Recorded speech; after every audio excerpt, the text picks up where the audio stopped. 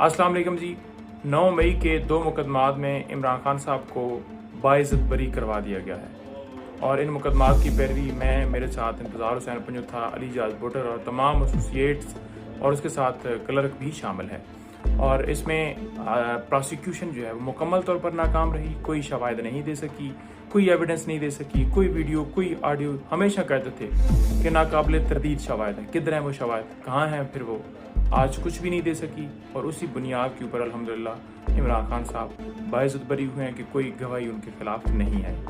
एक प्रोपेगेंडा था जो बनाया जाता था, जनाब इनको जलसा जुलूस रैली की इजाज़त नहीं, क्योंकि ये 9 मई वाले हैं। आज अल्हम्दुलिल्लाह खान साहब बाइज़्ज़त बरी हो गए। जो नैब तरामीम के हवाले से केस सुप्रीम कोर्ट में है, इमरान खान साहब ने खुद पेश होने का कहा कि मैं पेश होना चाहता हूँ।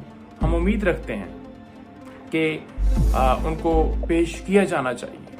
हम उम्मीद रखते हैं और अभी तक हम कोई सा दबाव नहीं देख रहे कि इमरान खान साहब को पेश करने के हवाले से कोई लायामल अपनाया गया हो। वीडियो लिंक के ज़रिए लास्ट टाइम भी हाज़िरी हुई और वो पेश हुए, लेकिन लाइव कवरेज नहीं दिखाई गई। केपी हुकूमत ने बाकायदा दरख्वास्त दी कि उनकी लाइव कवरेज जो है वो दिखाई जाए, लाइव स्ट्रीमिंग की जाए, तमाम दुनिया देखे। वो बात करना चाहते हैं जैसे दूसरी समातें इसी केस के अंदर वो लाइव दिखाई गई, तो ये क्यों, इसके ऊपर क्यों पाबंदी है।